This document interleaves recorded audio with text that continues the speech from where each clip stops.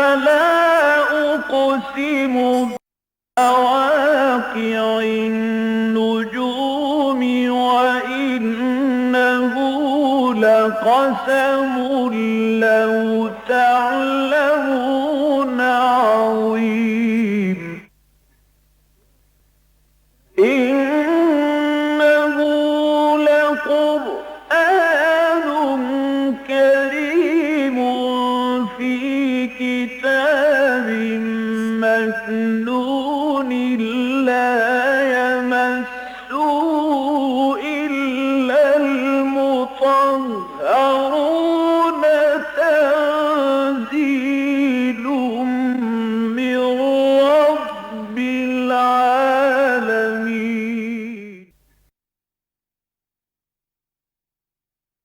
نحمده ونصلي على رسوله الكريم. اما بعد فقد قال الله تبارك وتعالى كما ورد في سورة النساء: اعوذ بالله من الشيطان الرجيم بسم الله الرحمن الرحيم ولولا فضل الله عليك ورحمته لهمت طائفة منهم أن يضلوك وما يضلون إلا أنفسهم وما يضرونك من شيء وأنزل الله عليك الكتاب والحكمة وعلمك ما لم تكن تعلم وكان فضل الله عليك عظيما لا خير في كثير من نجواهم إلا من أمر بصدقة أو معروف أو إصلاح بين الناس ومن يفعل ذلك ابتغاء مرضات الله فسوف نؤتيه أجرا عظيما ومن يشاقق الرسول من بعد ما تبين له الهدى ويتبع غير سبيل المؤمنين نوله ما تولى ونصله جهنم وساءت مصيرا إن الله لا يغفر أن يشرك به ويغفر ما دون ذلك لمن يشاء ومن يشرك بالله فقد ضل ضلالا بعيدا إن يدعون من دونه إلا إناثا وإن يدعون إلا شيطانا مريدا لعنه الله وقال لا اتخذن من عبادك نصيبا مفروضا ولأضلنهم ولأمنينهم ولآمرنهم فليبتكن آذان الأنعام ولآمرنهم فليغيرن خلق الله ومن يتخذ الشيطان وليا من دون الله فقد خسر خسرانا مبينا يعدهم ويمنيهم وما يعدهم الشيطان إلا غرورا أولئك مأواهم جهنم ولا يجدون عنها محيصا والذين آمنوا وعملوا الصالحات سندخلهم جنات تجري من تحتها الأنهار خالدين فيها أبدا وعد الله حقا ومن أصدق من الله قيلا ليس بأمانيكم ولا أماني أهل الكتاب من يعمل سوءا يجز به ولا يجد له من دون الله وليا ولا نصيرا ومن يعمل من الصالحات من ذكر أو أنثى وهو مؤمن فأولئك يدخلون الجنة ولا يظلمون نقيرا ومن أحسن دينا ممن أسلم وجهه لله وهو محسن واتبع ملة إبراهيم حنيفا واتخذ الله إبراهيم خليلا ولله ما في السماوات وما في الأرض وكان الله بكل شيء محيطا صدق الله العظيم. رب اشرح لي صدري ويسر لي أمري واحلل عقدة من لساني يفقهوا قولي. اللهم ربنا ألهمنا رشدنا وأعذنا من شرور أنفسنا. اللهم أرنا الحق حقا وارزقنا اتباعه وأرنا الباطل باطلا وارزقنا اجتنابه آمین یا رب العالمین. سورہ نساء میں آیت نمبر 60 سے روئے سخن جو ہے منافقین کی جانب ہے. اگرچہ ان سے تعلق رکھنے والے بعض دوسرے عمومی معاملات بھی زیر بحث آئے ہیں کہ جن سے ظاہر بات ہے کہ دوسرے لوگ بھی استفادہ کر سکتے ہیں، لیکن ان آیات کے اندر جو یہ آیات جس ڈور میں پروئی ہوئی ہیں وہ ڈور ہے خطاب منافقین. اس کی یہ آخری 15 آیات ہیں جو آج ہم کوشش کریں گے کہ ہم پڑھ لیں. 112 سے اور 126 تک یہ 15 آیات ہیں. وَلَوْلَا فَضْلُ اللَّهِ عَلَيْكَ وَرَحْمَتُهُ لَهَمَّتْ طَائِفَةٌ مِّنْهُمْ أَن يُضِلُّوكَ. اور اے نبی، اگر اللہ تعالیٰ کا فضل اور اس کی رحمت آپ پر نہ ہوتی تو ان میں سے ایک گروہ تو تل گیا تھا اس پر کہ آپ کو گمراہ کر دے.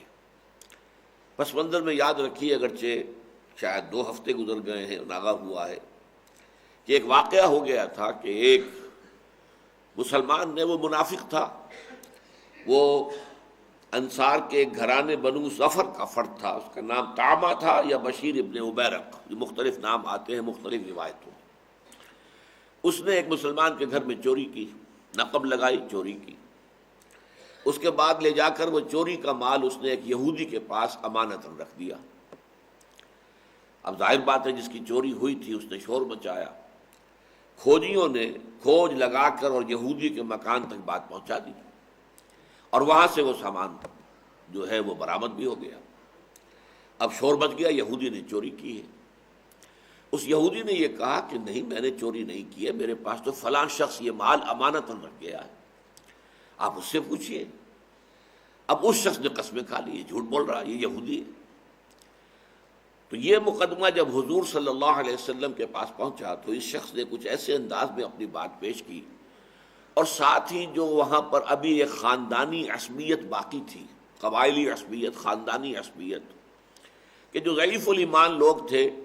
ان کو اپنی رشتہ داری کا لحاظ جو ہے وہ زیادہ سامنے آ جاتا تھا بنسبت اس کے کہ حق کیا ہے. تو ایک طرف اس نے بڑی چرب زبانی سے کہا کہ صاحب برآمد وہاں سے مال ہو رہا ہے، مجھ پر الزام لگا رہے ہیں، کیا یہ ظلم ہے، یہ مجھ پر ظلم ہو رہا ہے. اور اس کے خاندان والوں نے بھی اس کا ساتھ دیا. اور جس شکل میں مقدمہ حضور کے سامنے آیا تھا اس میں حضور کا بھی رجحان ہو گیا کہ یہودی ہی کو ملزم قرار دے کر، مجرم قرار دے کر سزا دے. لیکن پھر اللہ کی وحی آ گئی کہ اے نبی، یہ آپ کو دھوکہ دے رہے ہیں، اصل بات یہ ہے کہ یہی شخص خود چور ہے، یہ منافق جو ہے یہ چور ہے. اس کا نام بشیر ابن عبیرق یا طعمہ. بہرحال اس پر حضور نے فیصلہ فرما دیا اور اسی کے خلاف جو ہے وہ آپ نے فیصلہ دے دیا. اس پر اصل میں یہ بات آ رہی ہے. اور اس کے بعد یہ بھی نوٹ کر لیجئے تاکہ اگلی آیات بھی سمجھنے میں آپ کو آسانی ہو. وہ منافق تو تھا ہی، اب اس فیصلے کے خلاف وہ احتجاج مدینہ چھوڑ کے مکے پہنچ گیا اور مرتد ہو گیا اور اس نے شرک اختیار کر لیا. اسی مناسبت سے پھر اس سلسلہ آیات میں آگے جو مشرکین مکہ کا یا مشرکین عرب کا شرک تھا اس کا بیان بھی ہو رہا ہے. تو یہ تسلسل ہے، پیچھے واقعہ وہی ہے، طعمہ یا بشیر ابن عبیرق کا. وَلَوْلَا فَضْلُ اللَّهِ عَلَيْكَ وَرَحْمَتُهُ. اور اے نبی صلی اللہ علیہ وسلم، اگر اللہ کا فضل آپ پر نہ ہوتا اور رحمت آپ کی سازگاری نہ کرتی اور دستگیری نہ کرتی، لَهَمَّتْ طَائِفَةٌ مِّنْهُمْ أَن يُضِلُّوكَ،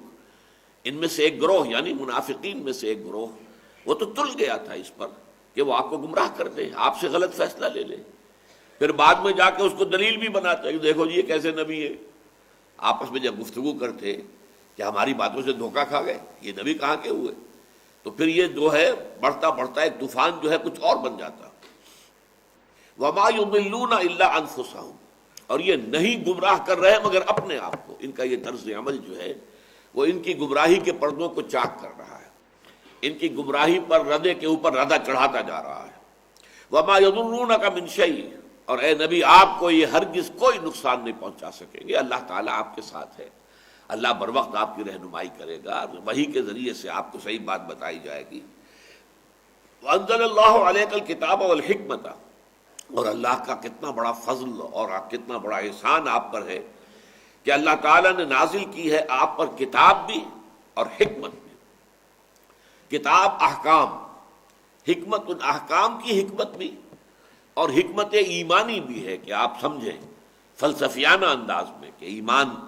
کا کیا حکمت ہے، ایمان باللہ کا کیا پس منظر ہے، ایمان بالآخرت کے لیے کیا دلائل ہیں، اس لیے کہ قرآن اس کے لیے دلائل دیتا ہے. ایمان بالرسالت کے لیے کیا دلائل ہیں. وَعَلَّمَكَ مَا لَمْ تَكُنْ تَعْلَمْ. اور اے نبی، آپ کو اللہ نے وہ سب باتیں بتائی ہیں، سمجھائی ہیں، سکھائی ہیں جو آپ نہیں جانتے تھے. وَكَانَ فضل اللہ علیک عظیم، اور یقیناً اللہ تعالیٰ کا فضل جو آپ پر ہے بہت بڑا ہے، بہت بڑا ہے۔ سید المرسلین، خاتم النبیین، یہ تمام انبیاء کے سردار ہیں،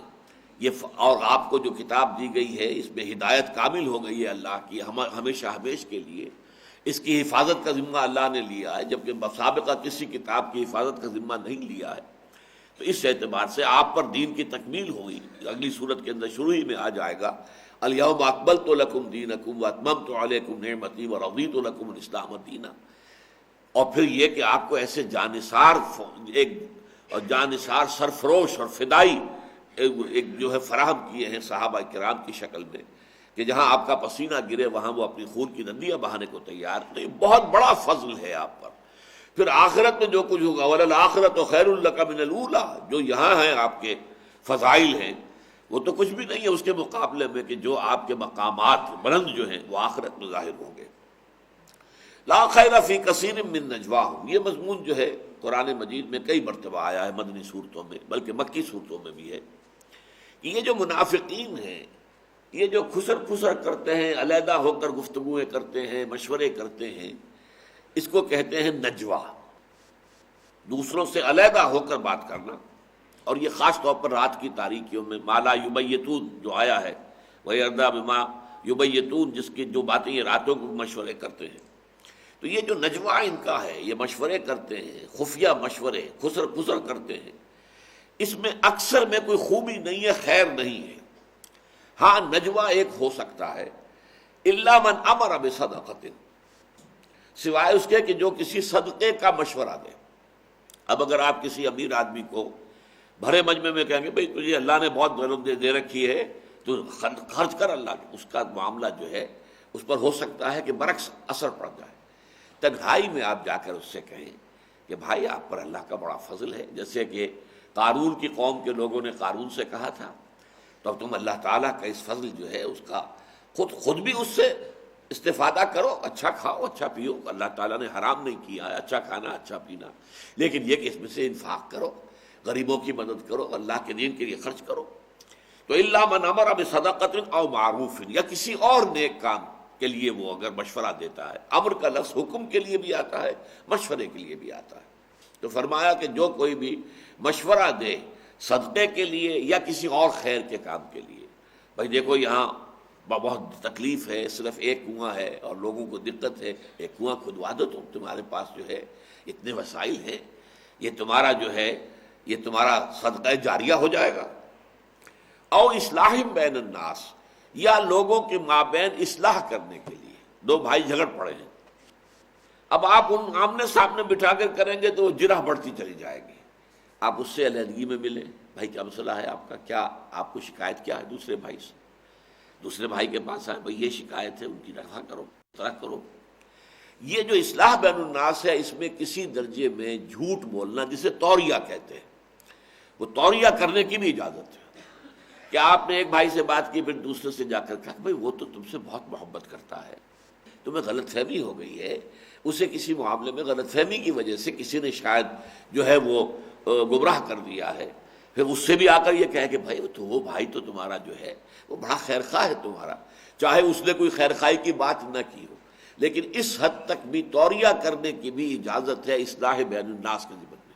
کہ ان کے معاملات کو درست کریں۔ وَمَن يَفْعَلْ ذَلِكَ ابْتِغَاءَ مَرْضَاتِ اللَّهِ، اور جو شخص یہ تین کام کرے گا، وہ صدقے کا مشورہ دے گا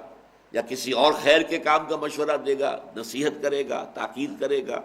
یا یہ ہے کہ دو بھائیوں کے درمیان یا دو گروہوں کے درمیان صلح کرانے کے لیے علیحدہ علیحدہ جا کر ان سے بات کرے گا، وہ بھی علیحدگی میں بات ہوتی ہے۔ تو جو کوئی بھی یہ کام کرے گا اللہ تعالیٰ کی رضا کے لیے، اس میں اس کی کوئی اپنی منفعت نہ ہو، کوئی اپنی مصلحت نہ ہو، کوئی اپنا مفاد نہ ہو،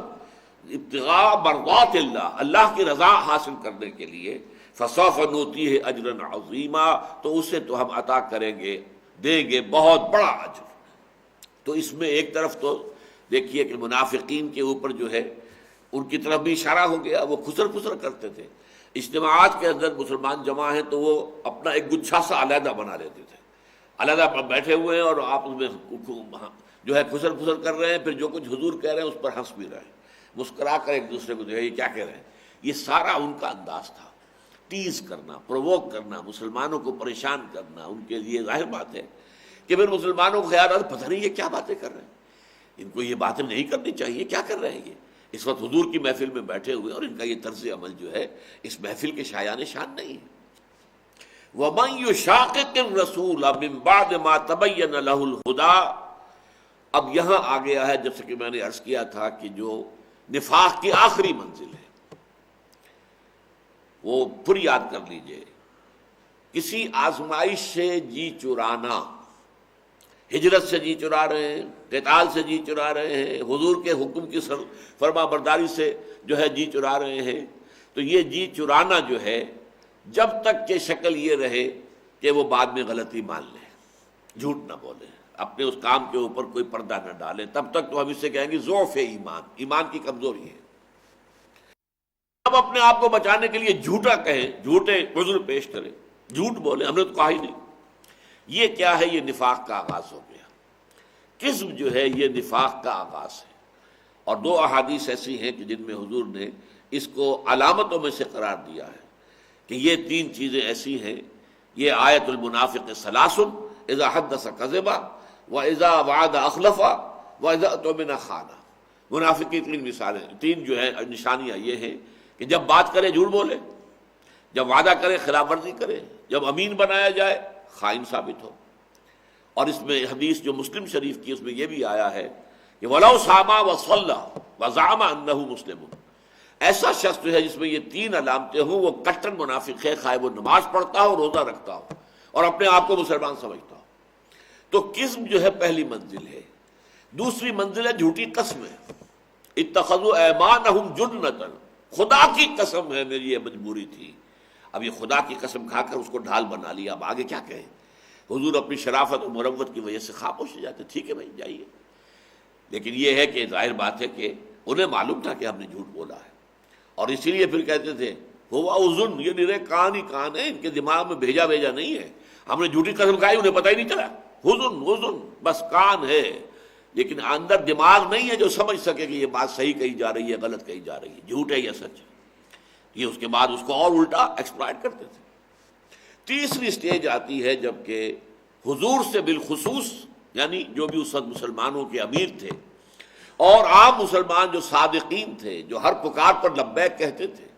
کہ واپس نہیں پھیرا کوئی فرمان جنوں کا، تنہا نہیں لوٹی کبھی آواز جرس کی، گھنٹی بجی ہے تو جیسے گھنٹی کی آواز آئی اور اس کی باز گشت گئی ہے، اس باز گشت کے ساتھ ہی پہنچ گئے۔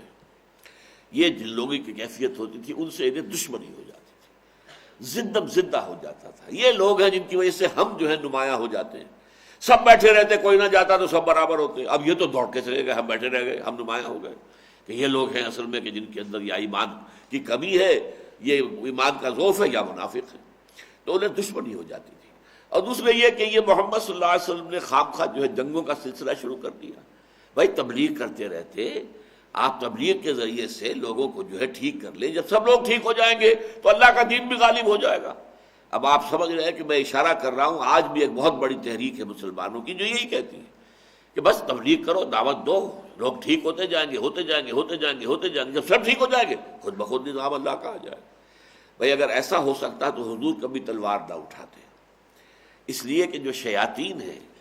اور جن کے مفادات وابستہ ہیں غلط نظام سے، وہ کبھی نہیں مانیں گے، کبھی نہیں مانیں گے۔ پھول کی پتی سے کٹ سکتا ہے ہیرے کا جگر، مرد نادا پر کلام نرم و نازک بے اثر۔ اس مرد نادا کے لیے تو پھر فانزلنا الحدید، ہم نے لوہا اتارا ہے، ان کی سرکوبی کرنی پڑے گی تلواروں سے، اس لیے کہ اس کے بغیر وہ دین کو آگے بڑھنے کا راستہ نہیں دیں گے۔ تو حضور نے جہاد شروع کیا، قتال شروع کیا، تو وہ تو ایک ضرورت کے تحت کیا، ورنہ حضور صلی اللہ علیہ وسلم کسی مسلمان کیا کسی کافر کا بھی خون کا ایک قطرہ بھی زمین پر گرانا جو ہے کبھی پسند نہ کرتے، اگر اس کے بغیر اللہ کا دین غالب ہو سکتا۔ تو ان کو یہ بھی دشمنی تھی کہ انہوں نے، جسے آپ کہتے ہیں کہ یہ بڑے ایمبیشس سے آدمی ہو گئے ہیں، یہ جلدی سے شاید کوئی حکومت حاصل کرنے کی فکر میں ہیں، اپنا غلبہ اور اقتدار چاہتے ہیں، اس لیے انہوں نے جو ہے یہ چھیڑ چھاڑ شروع کی شروع میں قریش کے ساتھ، اور اب جنگوں پر جنگیں ہو رہی ہیں۔ اس لیے کہ سن 5 تک تو آپ کو معلوم ہے کہ 3 جنگیں تو بڑی ہو چکی تھی، اور چھوٹی چھوٹی جنگیں اور کتنی ہوئی ہیں اس کا تو کوئی حساب نہیں۔ غزوہ بدر بھی ہو چکا ہے، غزوہ احد ہو چکا ہے، غزوہ احزاب ہو چکا ہے، یہ سورہ نساء اور سورہ مائدہ اس کے بعد سن 6 اور 7 میں نازل ہوئی۔ تو وَمَن يُشَاقِقِ الرَّسُولَ مِن بَعْدِ مَا تَبَيَّنَ لَهُ الْهُدَىٰ، جو شخص بھی زدہ کرے گا یا دشمنی اختیار صلی اللہ علیہ وسلم اس کے بعد کہ اس پر ہدایت واضح ہو چکی، قرآن اتر چکا، یوں سمجھئے 3/4 قرآن اتر چکا، 2/3 تو مکے میں اتر چکا تھا، اس کے بعد آ کر سورہ بقرہ آ چکی، آل عمران آ چکی، اور سورہ محمد آ چکی صلی اللہ علیہ وسلم، سورہ انفال آ چکی، اور اس کے بعد اب یہ سورہ جو ہے نازل ہو رہی، سورہ احزاب آ چکی، اب یہ سورت آ رہی۔ حقیقت تو واضح ہو چکی ہے، دین کی تکمیل ہو چکی ہے۔ تو جو کوئی بھی اللہ کے رسول سے زدہ کرے گا، ان سے عناد رکھے گا، دشمنی کرے گا، اس کے بعد کہ ہدایت واضح ہو چکی ہے، وَيَتَّبِعْ غَيْرَ سَبِيلِ الْمُؤْمِنِينَ، اور اگر اہل ایمان کے راستے کو چھوڑ کر کوئی راستہ اختیار کرے گا، نُوَلِّهِ مَا تَوَلَّىٰ، ہم بھی اسے ادھر ہی جانے دیں گے جدھر وہ جانا چاہتا ہے، دفع کریں گے اسے کہ جاؤ جدھر تم جانا چاہتے ہو، اسی کے حوالے کر دیں گے ہم اسے، وَنُصْلِهِ جہنم، اور اسے پھر پہنچائیں گے، جھونکیں گے جہنم میں، وَسَاءَتْ مَصِيرًا، اور وہ بہت ہی برا ٹھکانہ ہے، لوٹنے کی جگہ۔ اس آیت سے ایک حکم نکلتا ہے اصول فقہ کا۔ ہمارے ہاں جو شریعت ہے اس کی جو اس کے اساسات ہیں، شریعت قانون اسلامی، سب سے پہلا منبع، سب سے پہلی سورس قرآن حکیم، دوسری سنت رسول صلی اللہ علیہ وسلم، تیسری اجماع ہے، جس چیز پر مسلمانوں کا اجماع ہو گیا، اور خاص طور پر یہ اجماع جو ہے یہ دور خلافت راشدہ میں، چونکہ ابھی مسلمانوں کی ایک ہی حکومت تھی، ایک ہی جو ہے دین کے اندر ابھی نہ کوئی فرقے پیدا ہوئے تھے، نہ حنفیت، نہ شافعیت، نہ مالکیت، کچھ بھی نہیں، یہ تو ابھی آئیں گے 200 برس بعد، لہذا اس وقت تک نہ فرقے بازی تھی، نہ ہی عشائرہ اور جو ہے دوسرے لوگ جو ہیں وہ تھے، ابھی معتزلہ تھے، کوئی بھی نہیں تھا۔ تو اس دین کی سادگی کے ساتھ، اور خلافت راشدہ، خلفائے راشدین جو ہیں وہ ٹاپ کے 4 صحابہ ہیں، سب سے اوپر کے، چوٹی کے، لہذا اگر خلفائے راشدین کی کسی بات کے اوپر قوم نے اجماع کر لیا تو یہ بھی ایک دلیل ہے، تیسری سورس بنے گی قانون کی، یہ ہمارے فقہا سب مانتے ہیں، یہ حنفی ہو، مالکی ہو، شافعی ہو، حنبلی ہو۔ تو اس کو کہا جا رہا ہے کہ یہ سبیل المومنین بن گئی ہے، اب یہ راستہ ہے اہل ایمان کا، جو اس کو چھوڑ کر کوئی اور راستہ نکالے گا، نُوَلِّهِ مَا تَوَلَّىٰ، ہم بھی اسی کو اسی طرح جانے دیں گے جدھر وہ جانا چاہتا ہے، وَنُصْلِهِ جہنم، لیکن پھر اس کا جو ٹھکانہ ہوگا وہ جہنم ہوگا۔ اچھا، اس اجماع پر کوئی دلیل نہیں تھی،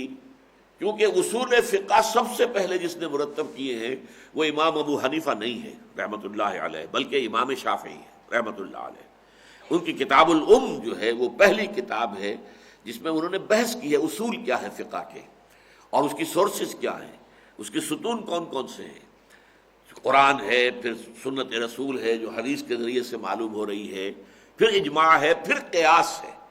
کہ اس کے بعد پھر جو ہے ان تینوں چیزوں سے استنباط کرتے ہوئے آگے چل کر آئیں اور قیاس کریں، استخراج کریں احکام کا، اور یہ جو ہے وہ قیاس، اجتہاد کہہ لیں، اسے قیاس کہہ لیں۔ لیکن اس کے لیے دلیل نہیں تھی کہ اجماع بھی دلیل ہے، حجت ہے، تو کہتے یہ ہے کہ امام شافعی رحمۃ اللہ علیہ نے 300 مرتبہ قرآن کی تلاوت کی اول سے آخر تک، کہ مجھے قرآن سے کہیں دلیل مل جائے اجماع کی، کہ اجماع سند ہے، مسلمانوں کا اجتماعی راستہ جو ہے اس کو ترک کرنا غلط ہے، وہ پھر آدمی گویا کہ جہنم کی طرف چلا جائے گا۔ اس پہلو سے انہوں نے 300 مرتبہ جب قرآن پڑھا پورا، انہیں کہیں نہیں ملی آیت، 301ویں مرتبہ یہاں آ کر نگاہ جم گئی،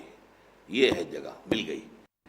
کہ وَمَن يُشَاقِقِ الرَّسُولَ مِن بَعْدِ مَا تَبَيَّنَ لَهُ الْهُدَىٰ وَيَتَّبِعْ غَيْرَ سَبِيلِ الْمُؤْمِنِينَ، مسلمانوں کا، اہل ایمان کا راستہ اجماعی جس کے اوپر ان کا اتفاق ہے،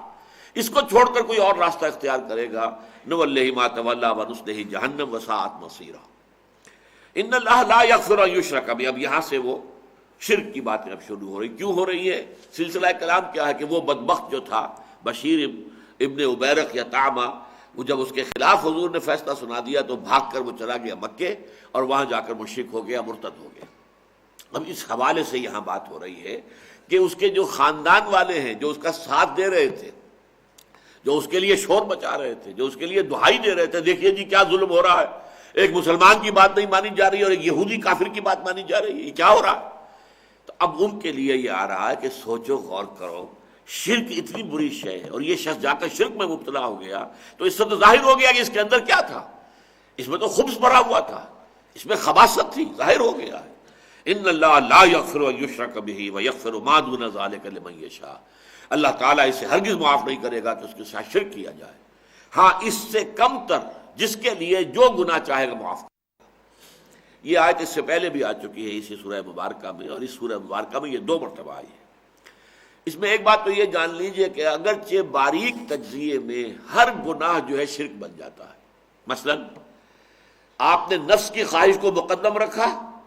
اسے مطاع بنا لیا، اللہ کے حکم کو پیچھے پھینک دیا، تو گویا کہ آپ نے اپنے نفس کو اللہ سے بھی اوپر کر دیا، شرک نہیں ہو گیا۔ آپ سود خوری کر رہے ہیں، اللہ نے حکم دیا یہ ممنوع ہے، چھوڑو گے نہیں تو میری طرف سے اعلان جنگ ہے، آپ کر رہے ہیں، تو یہ وہ شرک ہو گیا۔ تو اگرچہ فائنل انالیسس میں ہر گناہ شرک ہے، لیکن وہ گناہ شرک بن جاتا ہے جس پر انسان دوام اختیار کرے اور دھڑلے کے ساتھ وہ کام کر رہا ہو اور مسلسل کر رہا ہو اور پیہم کر رہا ہو، تو وہ چیز جو ہے وہ شرک کے درجے میں آ جاتی ہے۔ ویسے شرک جلی کیا ہے؟ بتوں کو سجدہ کرنا، قبروں کو سجدہ کرنا،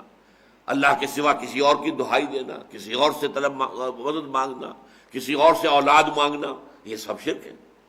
تو فرمایا کہ یہ جو ہے ان اللہ لا یغفر ان یشرک بہ، اللہ اسے ہرگز نہیں بخشے گا کہ اس کے ساتھ شرک کیا جائے، وَيَغْفِرُ مَا دُونَ ذَلِكَ لِمَن یشاء، اس سے کم تر گناہ بھی جس کو چاہے گا بخش دے گا۔ یہ نہیں کہ اس کی گناہ کا اللہ کی طرف سے اعلان عام ہو گیا ہے کہ باقی کوئی گناہ جو ہے تمہیں کوئی نقصان نہیں دے گا، جیسے کہ ہمارے ہاں ایک طبقہ رہا ہے مرجئہ کا کہ جب ہم نے ایمان لے آئے تو اب کوئی گناہ ہمیں کوئی نقصان نہیں دے گا، جو ایمان کی بنا پر سیدھے ہم جنت میں جائیں گے، یہ گناہوں سے اعمال سے کچھ نہیں ہوتا، اعمال ایک علیحدہ چیز ہے، اصل چیز ایمان ہے۔ یہ ہمارے یہاں کا طبقہ تھا، مرجئہ کہلاتے تھے، اور آج عام لوگ مسلمان سب کے سب مرجئہ ہو گئے اور سمجھتے یہی ہے کہ ہم تو چونکہ مسلمان ہیں، پیدائشی مسلمان ہیں، تو ہمارا تو جنت کے اندر ٹھکانہ پہلے سے سیٹ ریزرو ہے، جائیں گے سیدھے، کوئی کسر وسر ہوگی تو ہمارے یہ پیر ہیں ہمارے جن کا کہ ہم دعائی دیتے ہیں، جن پر ہم چڑھاوے چڑھاتے ہیں، جن کے اوپر جا کر ہم قربانیاں کرتے ہیں، دیگیں چڑھاتے ہیں، یہ ہمارا جو ہے وہاں پر شفعاء بن جائیں گے، یہ ہماری جو ہے سفارش کریں گے۔ تو یہ ساری چیزیں جو ہیں، تو فرمایا کہ اللہ کے شرک کو اللہ کبھی معاف نہیں کرے گا، اس سے کم تر گناہ جس کو چاہے گا جتنے چاہے گا معاف کر دے گا، لیکن یہ معافی کا ایسا نہیں ہے کہ آپ کے سامنے گویا کہ کھلا اعلان آ گیا کہ باقی سارے گناہ معاف۔ وَمَن يُشْرِكْ بِاللَّهِ فَقَدْ ضَلَّ ضَلَالًا بَعِيدًا، اور جو کوئی بھی اللہ کے ساتھ شرک کرے گا تو وہ تو گمراہ ہو گیا اور گمراہی میں بہت دور نکل گیا، ضَلَالًا بَعِيدًا، اتنی دور چلا گیا ہے کہ اب اس کے واپس آنے کا کوئی امکان نہیں۔ إِن يَدْعُونَ مِن دُونِهِ إِلَّا إِنَاثًا، نہیں پکارتے یہ مشرک لوگ اللہ کو چھوڑ کر یا اللہ کے ساتھ مگر مؤنث، ان کی دیویاں تھیں، یہ دیویاں جو ان کی تھی مکے والوں کی، لات یہ الہ کا مؤنث ہے، لات، عزا یہ عزیز کا مؤنث ہے، منات یہ بھی مؤنث ہے، یہ دیویاں تھیں ان کے، انہوں نے بت تراش رکھے تھے، اور اپنے خیال میں وہ سمجھتے تھے کہ یہ اللہ کی بیٹیاں، اللہ کے فرشتوں کے نام پر ہم نے، اللہ کے فرشتے اللہ کی بیٹیاں ہیں، اللہ کے فرشتوں کے نام پر ہم نے یہ بت تراشے ہیں، اور ان کے نام ہیں لات، عزا، منات وغیرہ وغیرہ۔ تو ان یدعون من دونہ، یہ اللہ کے سوا نہیں پکارتے کسی کو مگر مؤنث، جو کہ عورتیں کہہ لیجئے مؤنث ہے، وہی یدعون الا شیطانا مریدا، اور نہیں پکار رہے مگر شیطان کو کہ جو بہت سرکش ہے، اصل میں بظاہر پکار رہے ہیں ان کو، حقیقت میں شیطان کو پکار رہے ہیں۔ یہ سارا شیطان کا دھندہ ہے جو اس نے پھیلایا ہوا ہے لوگوں کو گمراہ کرنے کے لیے۔ تو حقیقت میں چاہے وہ منات کو پکاریں، چاہے لات کو، چاہے عزا کو، اور کچھ مذکر بھی تھے، ہوبل بھی تھا وغیرہ وغیرہ، تو ان سب کو جو پکارتے تو اصل میں تو شیطان کو پکار رہے ہیں۔ لعنہ اللہ، اللہ نے اس پر لعنت کی تھی جب اس نے انکار کیا تھا حضرت آدم کو سجدہ کرنے سے، تو اللہ نے لعنت کی تھی، اور اس نے اس وقت کہا تھا، چیلنج دیا تھا، وَقَالَ لَأَتَّخِذَنَّ مِنْ عِبَادِكَ نَصِيبًا مَفْرُوضًا، اے اللہ میں تیرے بندوں میں سے ایک معین حصہ تو لے کر رہوں گا۔ وہ جو کہتے ہیں کہ ہم تو ڈوبے ہیں سلم، تم کو بھی لے ڈوبیں گے، اس آدم کی وجہ سے تو نے مجھے ذلیل کیا، حالانکہ یہ مٹی سے بنایا تو نے، گارے سے، اور مجھے آگ سے بنایا، میں افضل ہوں، انا خیر منہ، اور تو نے اس کو دے دی ترجیح میرے اوپر، اس کے سامنے سجدہ کروانا چاہتا ہے مجھ سے، میں نہیں کروں گا سجدہ اس، اور جب لعنت ہو گئی تو کہا اچھا میں پھر ان کی اولاد کو گمراہ کروں گا، من عباد کا تیرے بندوں میں سے ایک معین حصہ جو ہے وہ تو لے کر ڈوبوں گا، جہنم میں جاؤں گا تو اکیلا نہیں، یہ اولاد آدم کی بڑی تعداد کو لے کر جاؤں گا، وَلَأُضِلَّنَّهُمْ، اور میں لازماً انہیں گمراہ کروں گا۔ اب یہاں پر دیکھیے وہ صیغہ آ رہا ہے جو میں نے آپ کو بارہا بتایا ہے کہ فعل مضارع سے آگے یہ نون مشدد اور اس سے پہلے لام، جیسے کہ ہم کہتے ہیں اضربہ لأضربنہ، میں لازماً ماروں گا اس کو،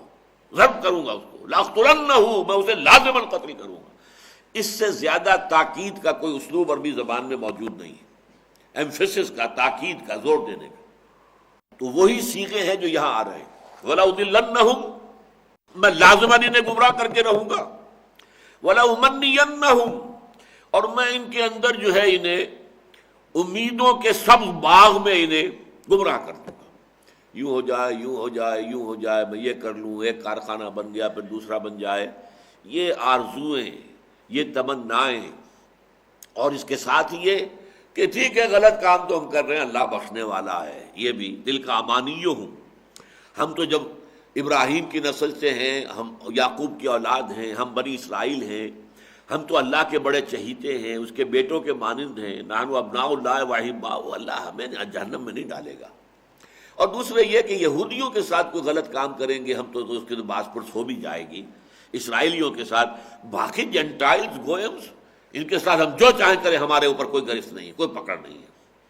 لیس علینا فی الامیین سبیل، ان امیین کے معاملے میں ہم پر کوئی راستہ ہے نہیں ملامت کا، ہم انہیں دھوکہ دیں، انہیں چیٹ کریں، ان پہ ڈاکہ ڈالیں، انہیں ماریں، انہیں قتل کریں، جو چاہیں کریں، ہمارا حق ہے۔ تو یہ دونوں چیزیں اس میں آ جائیں گی، تمنا امنینہم ولا امنینہم، تمناؤں کے باغ، سب باغ دکھاؤں گا، امانی من گھڑت قسم کے خیالات، اللہ ہمیں تو بخش ہی دے گا، ولا آمرنہم، اور پھر میں انہیں حکم دوں گا خاص، فلا یبتکن آذان الانعام، پھر وہ جانوروں کے، حیوانات کے کان چیریں گے۔ وہ کیا کرتے تھے کہ کوئی گائے ہے فلاں بت کے، فلاں دیوی کے نظر کر دی ہے، اب اس کے کان چیر دیں گے، اس سے کوئی استفادہ نہیں کر سکتا، اب وہ کھلی پھرے گی۔ جیسے ہندوستان میں جائیں تو دیکھتے ہیں، اور وبال جان بنی ہوئی ہیں گائیں وہاں پر، لیکن کیا کریں، وہ گو ماتا کچھ نہیں کہہ سکتے، اور وہ بازاروں میں پھر رہی ہیں، یہاں بیٹھی ہیں، وہاں بیٹھی ہیں، یہاں گند مچا رہی ہیں، وہاں تنگ آئے ہوئے ہیں، ناک میں دم ہے ان کا۔ اور ایسا بھی ہوتا ہے، ایسے کچھ تو ہوتے ہیں بیچارے ہندو جو ہیں بہت سادہ لوگ، اب ایک سبزی لے کر کی جو چھابڑی لے کے بیٹھا ہوا ہے، وہ گو ماتا آ گئی ہیں، کھا رہی ہیں، اسے نہیں روکے گا، وہی تو گو ماتا ہے۔ ان میں ایسے بھی ہے جو ڈنڈا رسید کرتے ہیں اس کے سر کے اوپر، لیکن یہ ہے کہ بہرحال پھر بھی وہ گو ماتا ہے، اس کو کوئی مسلمان حلال کر دے تو پھر تو قیامت آ جائے گی، ایک بہت بڑا بلوا ہو جائے گا۔ اسی طرح وہ کرتے تھے کہ جانوروں کے کان چیرے، یہ علامت ہو گئی اس کی کہ یہ در حقیقت کسی نہ کسی بت کا، کسی دیوی کا، کسی دیوتا کا نذرانہ ہے، لہٰذا اس کو ہاتھ نہیں لگانا۔ ولا آمرنہم، اور پھر میں انہیں اور حکم دوں گا، فلا یغیرن خلق اللہ، وہ اللہ کی تخلیق کو بدلیں گے، مردیں عورت بننا چاہیں گی، عورتیں مرد بننا چاہیں گے، یہ ہوگا، اور یہ ہو رہا ہے آج جو ہو رہا ہے۔ یہ جو ہم جنس پرستی ہے، اللہ کی تخلیق کو بدلنے کا نام ہے نا۔ اللہ نے جوڑے بنائے تھے، نر اور مادہ بنائے تھے، اس کے اندر اس نے تسکین بھی رکھی ہے، اس میں اولاد ہوتی ہے، اللہ کا یہ راستہ چھوڑ کر اور آپ کے خلاف فطرت راستے کو بھی، تو یہ تخلیق کو بدلنا۔ اسی میں بعض علماء نے لیا ہے کہ اللہ تعالیٰ نے مرد کے لیے داڑھی یہ رکھی ہے، اور مونچھیں بھی،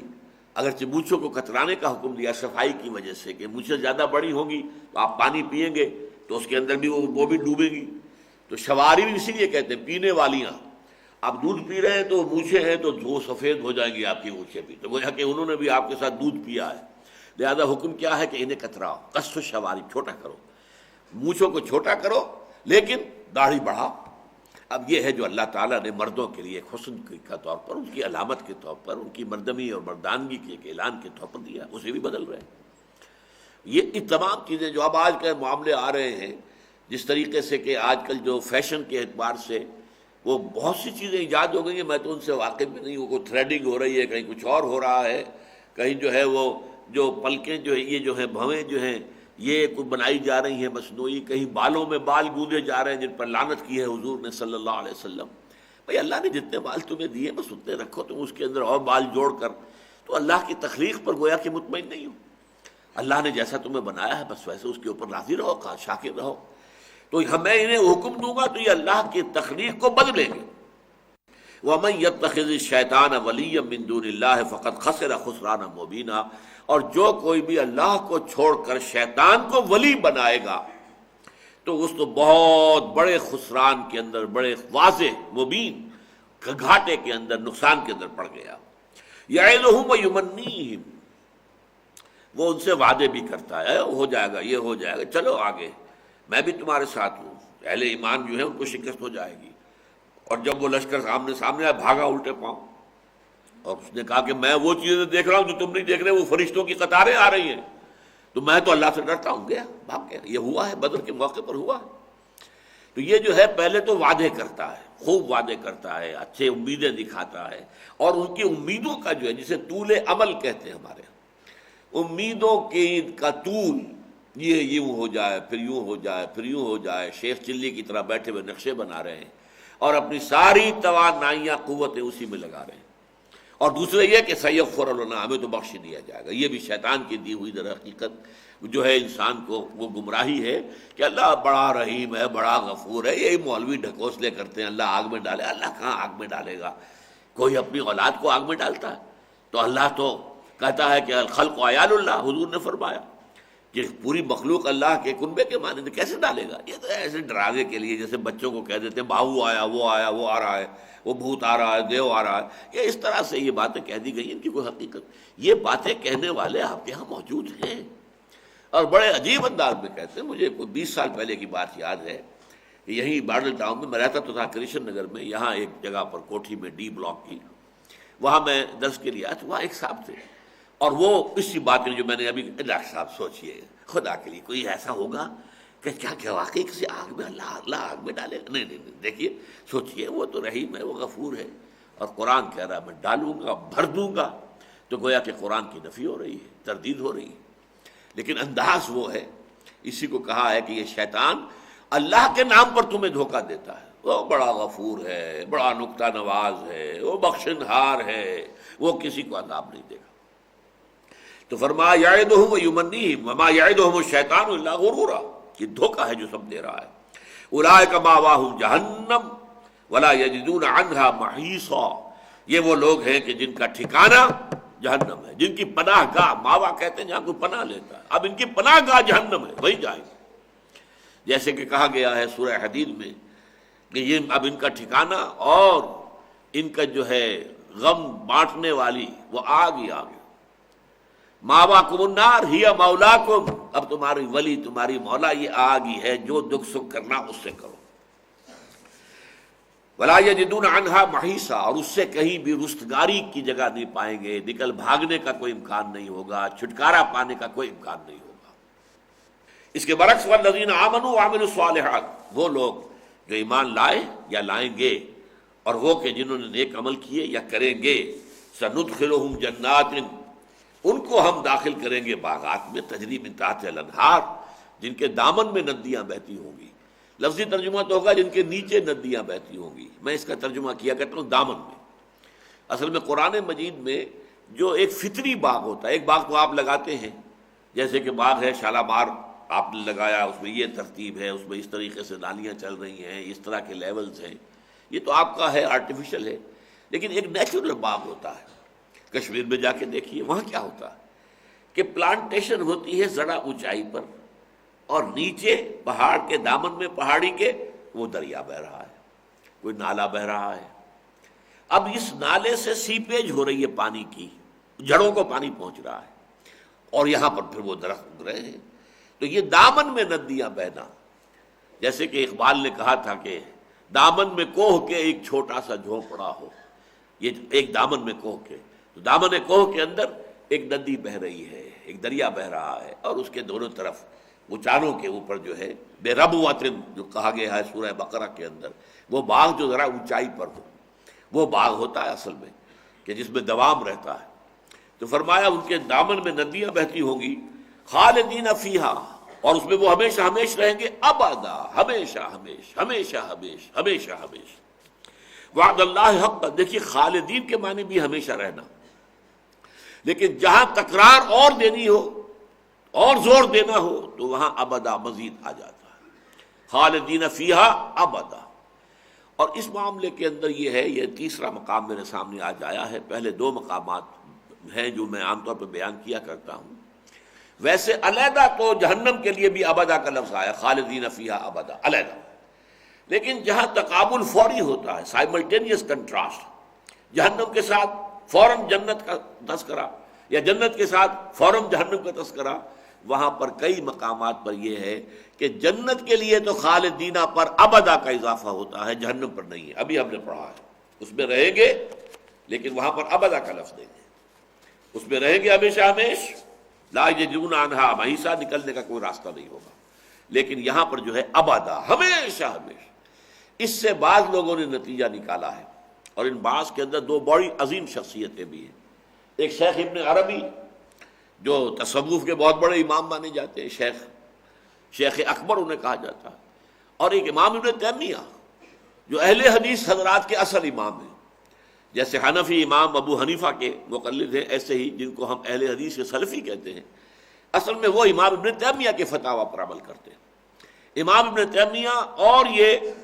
محی الدین ابن عربی، یہ دونوں آپس میں، بلکہ یوں کہیے کہ چونکہ ابن عربی پہلے کے آدمی تھے، امام ابن تیمیہ بعد میں آئے ہیں، تو امام ابن تیمیہ نے کوئی گالی چھوڑی نہیں ہے، شرعی گالی، زندیق، کافر، مرتد ابن عربی کے لیے۔ لیکن اس معاملے میں دونوں متفق ہیں کہ جہنم ابدی نہیں ہے، ایک وقت آئے گا کہ جہنم خالی ہو جائے گی، یا تو بلیا میٹ کر لیے جائیں گے کفار، بدترین جو کفار ہوں گے کہ کوئی ان کا وجود ہی نہیں رہے گا، معدوم، یا وہ جو گناہگار زیادہ تھے اور ان کے اعمال نیک کم تھے انہیں نکال لیا جائے گا، ان کو سزا دے دی جائے گی، اور جیسے کہ کپڑوں کو جو ہے بھٹی میں ڈال کر دھوبی جو ہے بعد میں پٹکتا بھی ہے پتھروں کے اوپر میل نکالنے کے لیے، ایسے انہیں جہنم میں عذاب دے کر ان کا میل کچیل نکال کر پھر انہیں جنت میں داخل کر دیا جائے گا۔ لیکن جنت ابدی ہے، وعد اللہ حقا، اور یہ اللہ کا وعدہ ہے جو سچ ہے۔ ومن اصدق من اللہ قیلا، اور اللہ تعالیٰ سے بڑھ کر سچا کون ہوگا اپنے قول میں؟ اللہ تعالیٰ جو کچھ کہہ رہا ہے اس کے اندر کوئی شک اور شبے کی گنجائش نہیں ہو سکتی۔ ومن اصدق من اللہ قیلا، ایسا بھی آتا ہے ومن اصدق من اللہ حدیثا، اللہ کی بات سے بڑھ کر سچی بات کس کی ہو سکتی ہے؟ اب پھر وہ امانی کا ذکر آ رہا ہے، لیسا بامانیکم ولا امانی اہل الکتاب، اے مسلمانوں،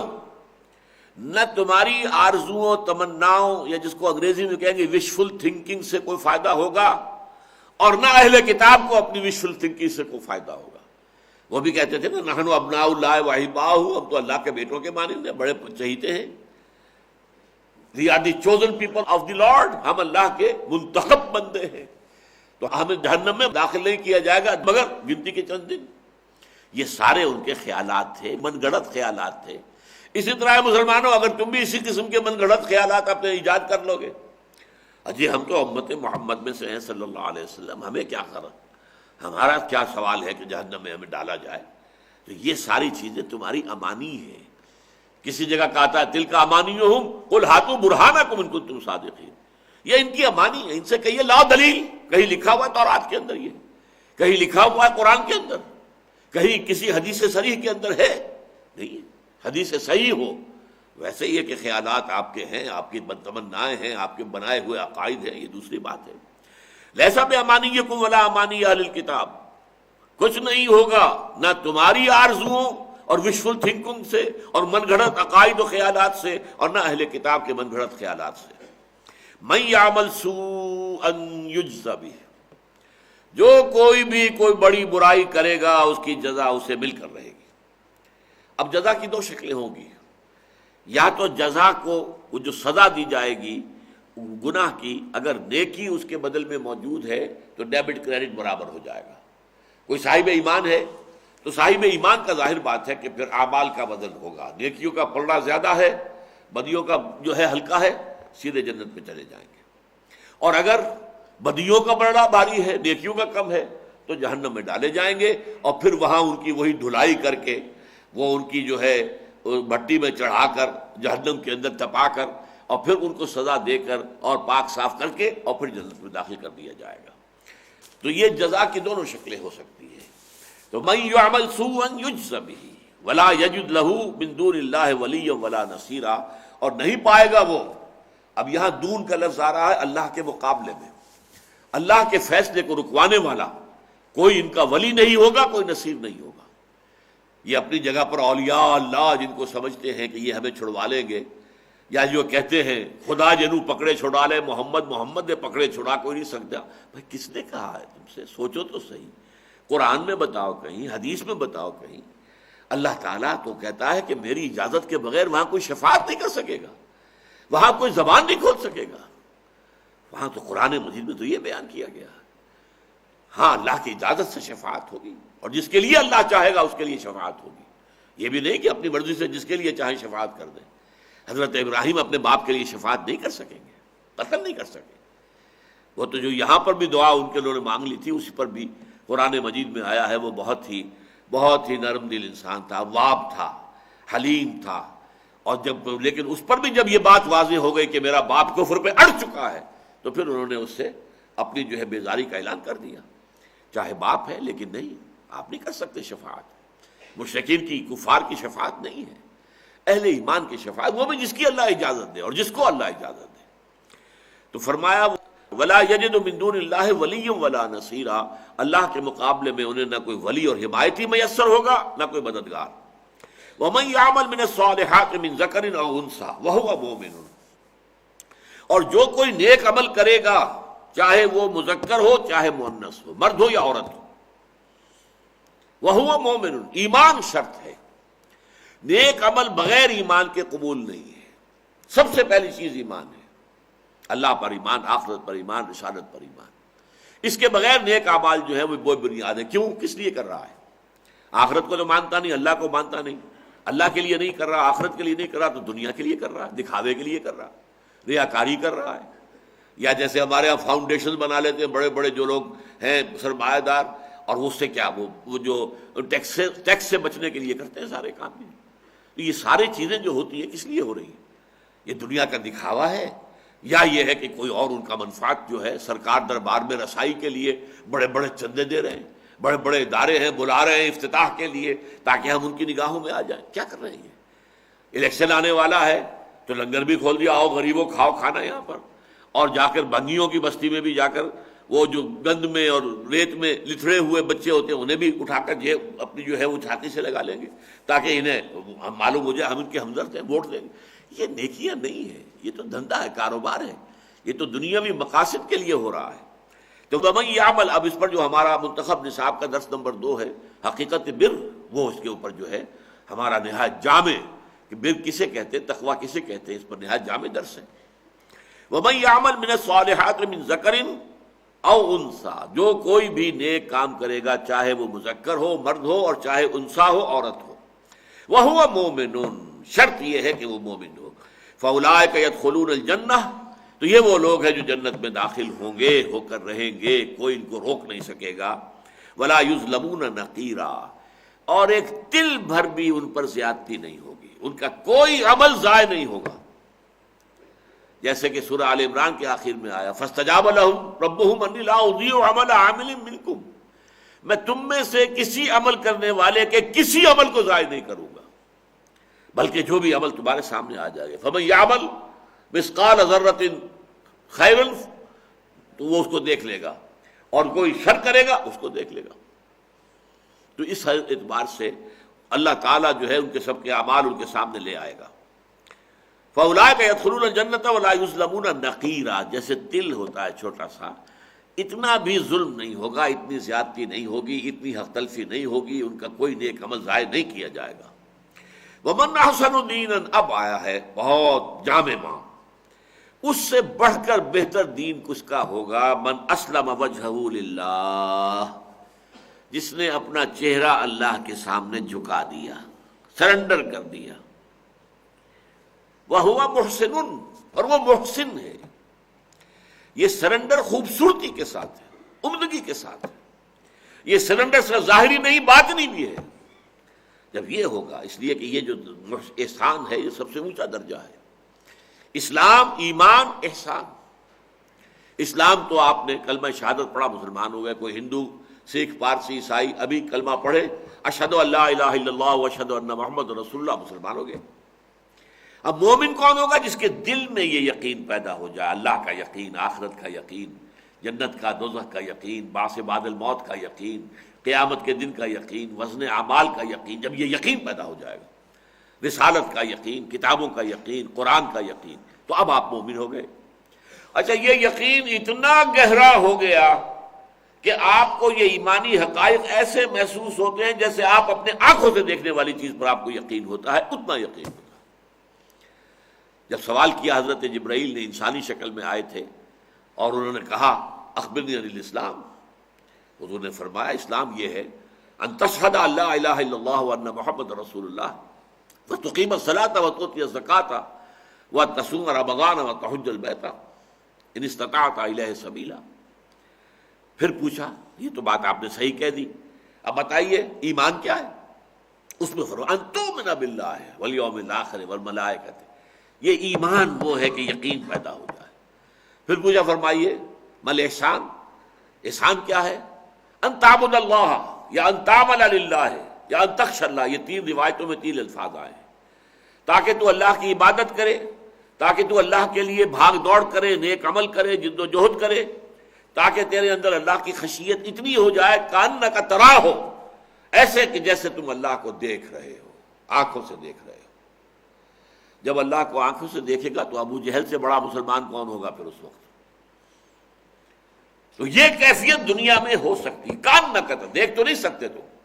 لیکن یقین کی یہ کیفیت اس درجے تک پہنچ سکتی ہے جیسے کہ آنکھ سے دیکھی ہوئی چیز کا یقین ہوتا ہے۔ اور اگر یہ تو اگلا درجہ ہے، یہاں تک نہ پہنچو، کم سے کم یہاں تک تو پہنچو، فَإِن لَمْ تَكُن تَرَاهُ فَإِنَّهُ يَرَاكَ، وہ تو تمہیں دیکھ رہا ہے، ہر وقت یہ خیال رہے میں اللہ کی نگاہ میں ہوں۔ I am in his eyes. He is looking at me. He is seeing me. میں نے کمرہ بند کر دیا، دروازے بند کر دیے، کھڑکیاں بند کر دی، پردے تان دیے، کوئی نہیں دیکھ رہا، لیکن دیکھ رہا ہے۔ ایک آنکھ تو ہے، تم اس کو بند نہیں کر سکتے۔ یہ احساس اگر دائم ہو جائے تو یہ بھی احسان ہے۔ تو فرمایا وَمَنْ أَحْسَنُ دِينًا، دین کے اعتبار سے اس شخص سے بہتر کون ہو سکتا ہے؟ ممن اسلم وجہہ للہ، جس نے اپنا چہرہ اللہ کے سامنے جھکا دیا، سرنڈر کر دیا، سر تسلیم خم کر دیا، وہو محسن، اور وہ ہو احسان کے درجے پر فائز۔ واتبع ملت ابراہیم حنیفا، یہ تو ہی باطنی کیفیت، اور عمل اس کا کیا ہو؟ ابراہیم کی ملت، ابراہیم کے طریقے کو جو یکسو تھا یا یکسو ہو کر اس کی پیروی کرے۔ حنیفہ ابراہیم کے لیے بھی ہو سکتا ہے اور حنیفہ اس کے اتباع کے لیے بھی ہو سکتا ہے۔ انی وجہت وجہی للذی فطر السماوات والارض حنیفا وما انا من المشرکین، یہ جو حضرت ابراہیم نے کہا تھا کہ میں نے تو تمام یہ سورج اور چاند اور ستاروں سب کو چھوڑ کر اور بتوں کو چھوڑ کر اور یہ بادشاہ کی خدائی کا انکار کر کے میں نے اپنا رخ کر لیا ہے اس ہستی کی طرف جس نے آسمان اور زمین کو پیدا کیا، اور یکسو ہو کر یکسو ہو کر یکسو ہو کر، کوئی شرک نہیں ہے، وما انا من المشرکین، کوئی کسی شرک کی آلودگی کے بغیر میں نے اپنا رخ کر لیا اللہ کی طرف۔ تو اسی طریقے سے فرمایا وَمَنْ أَحْسَنُ دِينًا مِمَّنْ أَسْلَمَ وَجْهَهُ لِلَّهِ وَهُوَ مُحْسِنٌ وَاتَّبَعَ مِلَّةَ إِبْرَاهِيمَ حَنِيفًا، ابراہیم حنیف یا ابراہیم کی پیروی کی بالکل یکسو ہو کر۔ وَاتَّخَذَ اللَّهُ إِبْرَاهِيمَ خَلِيلًا، اور یہ ابراہیم کون ہے؟ جنہیں اللہ نے اپنا خاص دوست قرار دیا، دوست بنایا۔ یہ دیکھیے حضور صلی اللہ علیہ وسلم نے کہتے ہیں لو کنت متخذا خلیلا لاتخذت ابا بکر خلیلا، اگر میں انسانوں میں سے کسی کو اپنا خلیل قرار دیتا تو ابو بکر کو اپنا خلیل بناتا۔ یہ خلیل اتنا بڑا لفظ ہے، گویا کہ حضور نے حضرت ابو بکر کو بھی اپنا خلیل قرار نہیں دیا، حالانکہ کہا ہے جس کا مجھ پر کوئی احسان ہے میں نے بدلہ چکا دیا، لیکن ابو بکر کے جو احسانات ہیں ان کا بدلہ میں نہیں چکا سکتا، اللہ ہی چکائے گا۔ اور اقبال نے جو دو شعر کہے ہیں حضرت ابو بکر کی شان میں، امن الناس بر مولا ما، ہمارے مولا محمد پر سب سے زیادہ احسان کرنے والا کلیم اول سینا ماں، ہمارا سینا جو پہاڑ تھا سینا، اس پہ کلیم پہلا کون ہے؟ وہ ابو بکر ہے۔ حضور کو تعبیر کیا ہے نور کا پہاڑ، جبل نور جیسے کہ تھا مکے میں، اور اس کے اوپر سب سے پہلے اللہ سے کلام کرنے والا ابو بکر ہے۔ ہمت او کشت ملت راج و ابر، ان کی ہمت، ان کی عزیمت، ان کا ارادہ امت کی کھیتی کے لیے ایسے ہے جیسے بارش۔ ثانی اسلام و غار و بدر و قبر، اسلام میں بھی ثانی، حضور کے بعد پہلے ایمان لانے والے ابو بکر، پھر ثانی اسلام و غار ثور میں جب چھپے ہوئے تھے تو حضور کے ساتھ ثانی وہ تھے، غار و بدر میں بھی، کیونکہ حضور کے لیے ایک بنا دی گئی تھی جو جھونپڑی تھی، تو اس پر پہرا دینے والا کون تھا؟ ابو بکر۔ ثانی اسلام و غار و بدر و قبر، اور حضور جس حجرے میں دفن ہوئے حضرت عائشہ کا جو حجرہ تھا، اس میں آپ کے بعد نمبر 2 دفن ہونے والے ابو بکر تھے۔ تو یہ ان کی شان ہے۔ واتخذ اللہ ابراہیم خلیلا، اللہ نے ابراہیم کو اپنا خلیل قرار دیا۔ ویسے یہ ہے کہ صحابہ کرام لفظ استعمال کرتے تھے خلیلی حضور کے لیے، ہمارے دوست، خاص طور پر حضرت ابو ذر، یہ خلیلی اوصانی خلیلی، میرے خلیل نے مجھے یہ وصیت کی تھی، تو یہ الفاظ استعمال کرتے تھے کہ حضور نے فرمایا کہ انسانوں میں سے میرا کوئی خلیل نہیں۔ لو کنت متخذا خلیلا لاتخذت ابا بکر خلیلا، اگر میں نے انسانوں میں سے کسی کو خلیل اپنا بنایا ہوتا تو ابو بکر کو بناتا۔ واتخذ اللہ ابراہیم خلیلا وللہ ما فی السماوات وما فی الارض۔ اب دیکھیے یہ جو آیت آتی ہے اکثر صورتوں کے آخر میں آیا کرتی ہے، جب کوئی بیان ایک ختم ہو جائے۔ سورہ بقرہ کے اختتام میں للہ ما فی السماوات وما فی الارض، یہ وَإِن تُبْدُوا مَا فِي أَنفُسِكُمْ أَوْ تُخْفُوهُ يُحَاسِبْكُم بِهِ اللَّهُ۔ اسی طرح لمبی صورتوں کے اندر جب کوئی ایک بحث، ایک گفتگو، ایک مضمون ختم ہوتا تو پھر یہ آیت آتی ہے وَلِلَّهِ مَا فِي السَّمَاوَاتِ وَمَا فِي الْأَرْضِ۔ یہ اصل میں جو آیت نمبر 60 سے سلسلہ شروع ہوا تھا، وہ خطاب کہ جس کا روح سخن منافقین کی جانب تھا، وہ یہاں ختم ہو رہا ہے۔ وَلِلَّهِ مَا فِي السَّمَاوَاتِ وَمَا فِي الْأَرْضِ، اللہ ہی کا ہے جو کچھ کہے آسمانوں اور جو کچھ کہے زمین میں۔ وَكَانَ اللَّهُ بِكُلِّ شَيْءٍ مُحِيطًا، اور اللہ تو ہر چیز کا احاطہ کیے ہوئے ہے، ہر شے اس کے علم کے دائرے میں ہے، اس کی قدرت کے دائرے میں ہے۔ اللہ تو محیط ہے، گھیراؤ کیے ہوئے ہے سب کا۔ بارک اللہ لی ولکم فی القرآن العظیم ونفعنی وإیاکم بالآیات والذکر الحکیم۔